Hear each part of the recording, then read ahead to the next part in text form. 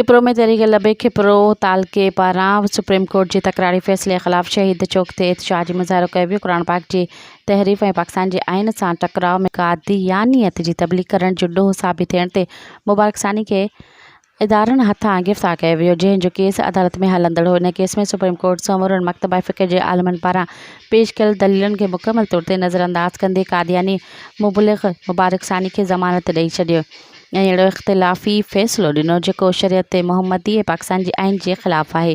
हू क़ुर में तहरीफ़ जो मुजरिम हो, उनजे बावजूदु हुन क़ादियानियत जी तबलीग जी इजाज़त ॾिनी। इन मामले ते जिते समूरनि मकातब फ़िक़्ह जे आलिमनि सिरापा एहतिजाज आहिनि, उते आम मुसलमान बि इन फ़ैसिले खे ॾिसी सख़्त ग़म ऐं ग़ुस्से जो इज़हार करे रहिया आहिनि। तहरीक लबैक तालका खिपरो जे उहिदेदारनि जो चवणु हो त असां अहिड़ा फ़ैसिला जुतीअ जी नोक ते रखूं था जेके कंहिं बि सूरत में शरीयत सां टकराइजनि।